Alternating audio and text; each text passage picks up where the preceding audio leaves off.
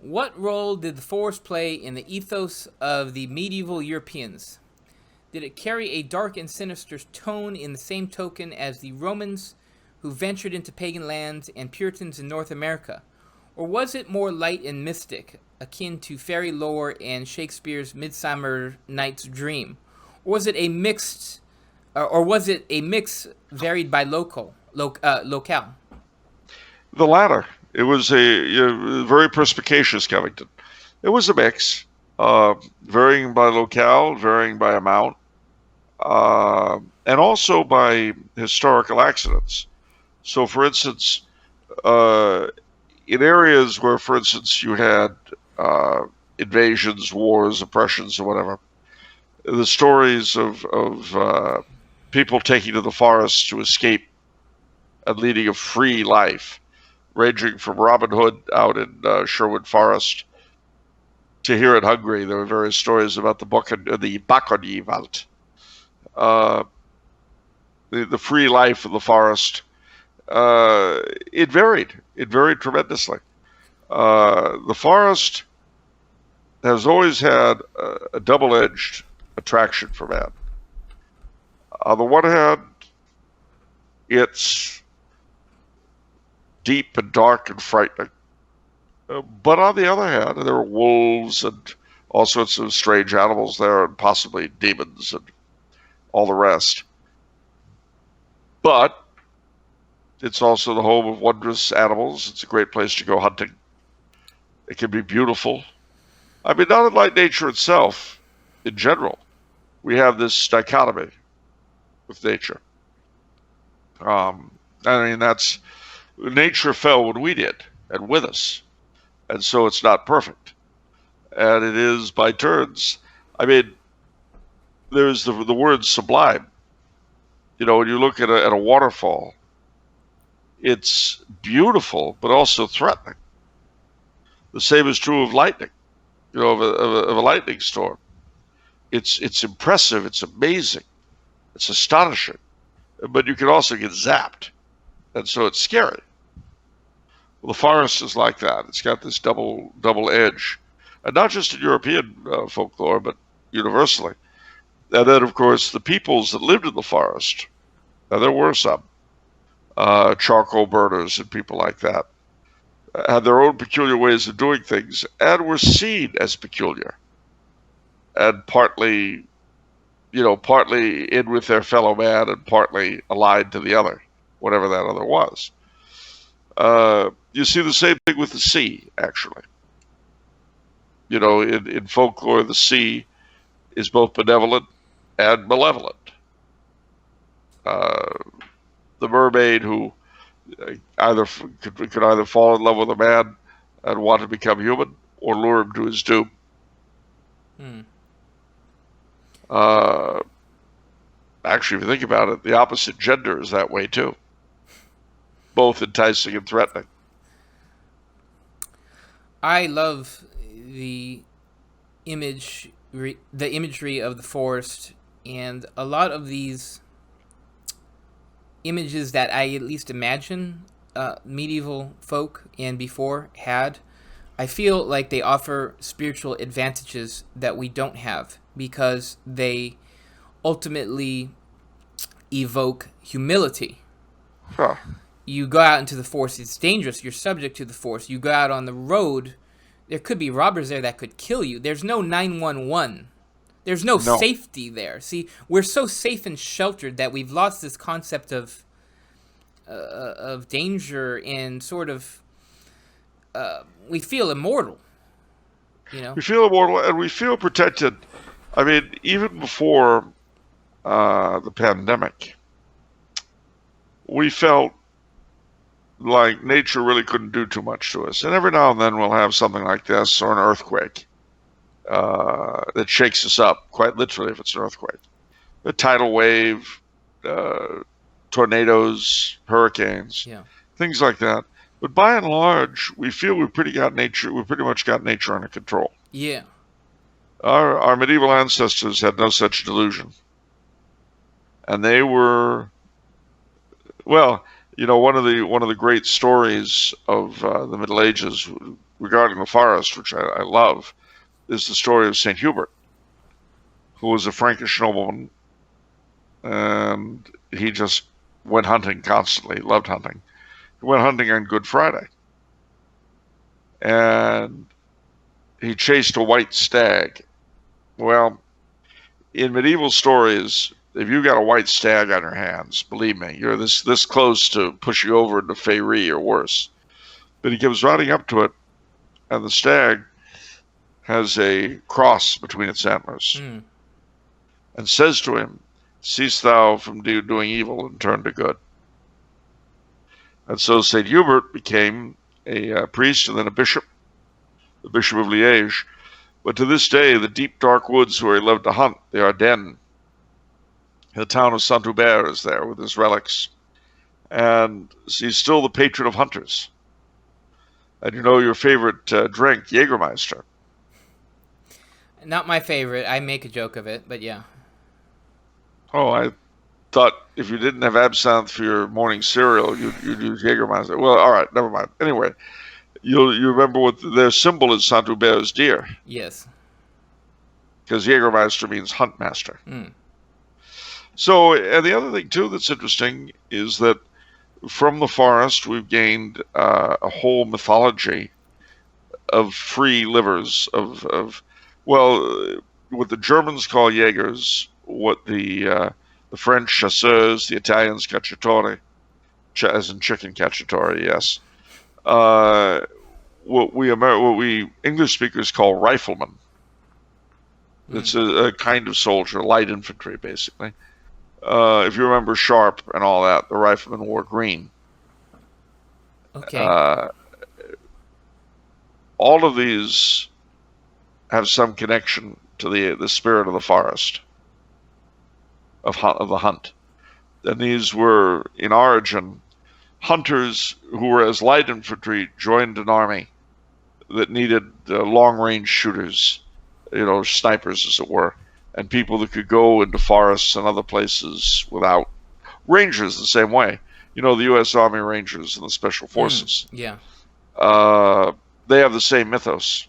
And also a bit of the whole notion of the Indian doing the same thing. That's why in the United States Army, the symbol of the cavalry is the crossed sabers. The infantry are crossed rifles. The artillery are crossed cannon.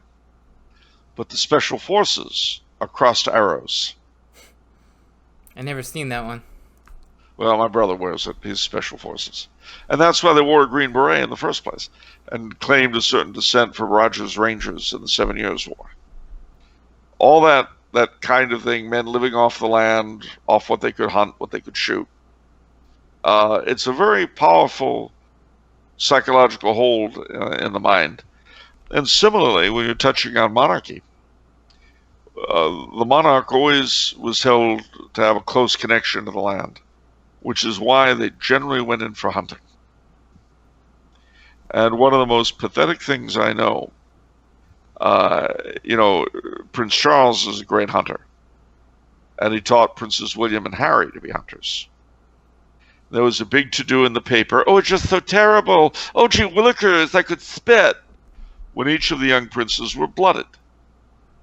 That means when you have your first kill, you get blood on your cheeks. And this was just terrible. How could they do that? These little urbanites in their newspapers, who've never been out into the forest. Well, where does this all go?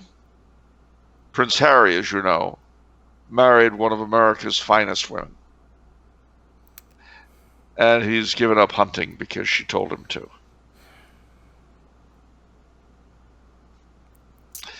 It's good to see we're having an effect.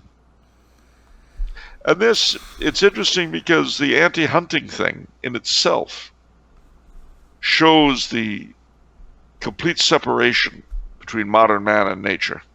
And it's ironic because the very people who are anti-hunting do so because they think they're doing something for nature. And there's a very sad irony there. And it's sad because the only reason why in Europe we have wild game at all today, or these beautiful forests, is because of the hunters. Otherwise, the things would have been eaten a long, long time ago. And it's funny. I'm in an area now that's surrounded by forests. I mean, not a quarter mile from here. I'm off in the woods, and the deer and the wild boar are all over the place in this part of the world. So when the hunting season comes along, there's venison and wild boar on every menu in every restaurant because there's so much of it, and there are no predators. Oh well, the wolves are coming back here. That's something that's been going on for the past decade in Europe, and people are not quite sure why it's happening. The wolves are once again multiplying in Europe, and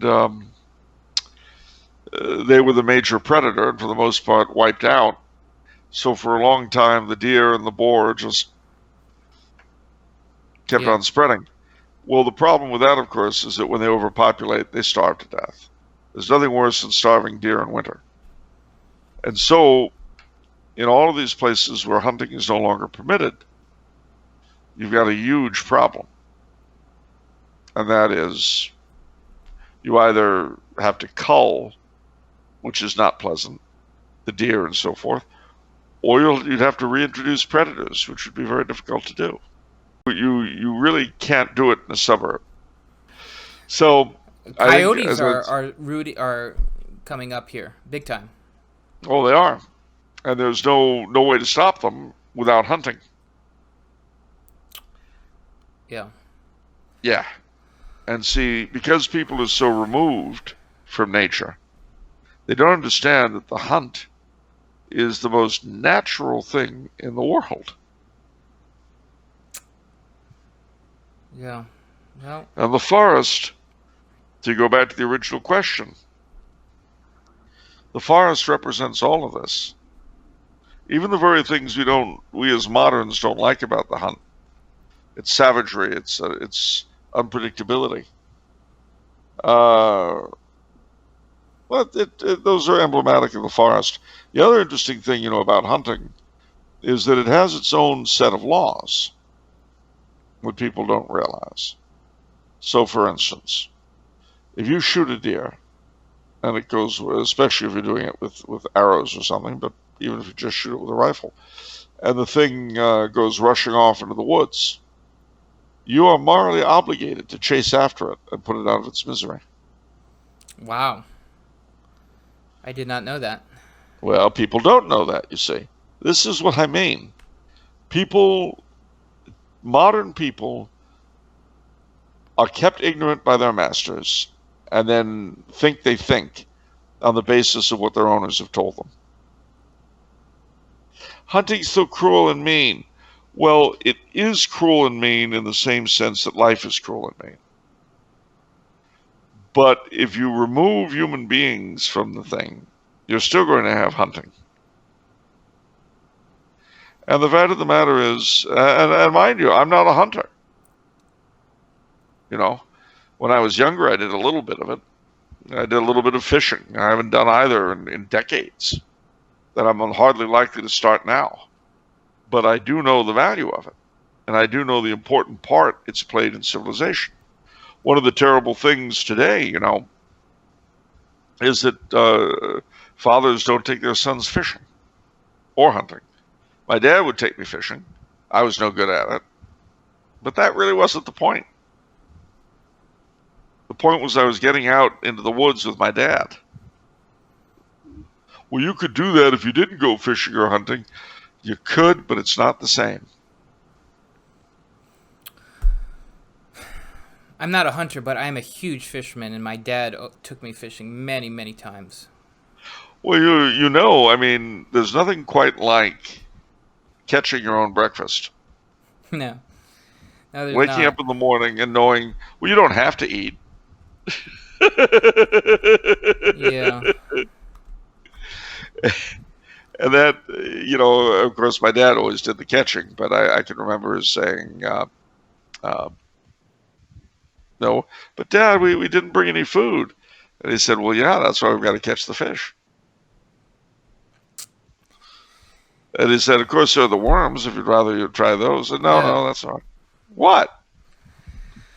Well, but no, it's so. In all of these things, if you stop and think about it, starting with religion and going down through monarchy, through family life, down to things like hunting and fishing, we're just so totally removed from everything that our ancestors were. And it's not as though any of this stuff was perfect. That's not my point at all. But we live in a world of our own imagining. You know, we had an earlier question about the Enlightenment. We live in the ideal of the Enlightenment person. We live in Kant's idealism, divorced as much as we possibly can be from real life. Yes. I'm afraid that's And true. And I don't want to get all Jungian on everybody. And certainly Jung had a lot of what's the word? Shortcomings. But where he was smart was in trying to figure out the human being from the basis of how human beings really are. He looked at their folklore and their religion and all that and tried to see how that was reflected in the human psyche and how it reflected the human psyche. Very, very different from our friend Sigmund Freud, coming up with an all-inclusive theory of sexuality which would explain everything in the human mind. And yet notice that of the two, Freud is the dominant one. And this goes back to what I'm saying. If there's anything not even completely right, just not completely wrong, we have no use for it as good moderns. We always cleave to what's just totally wrong. Again, that doesn't mean the alternatives are completely right. All they have to do is be part right for us to reject them.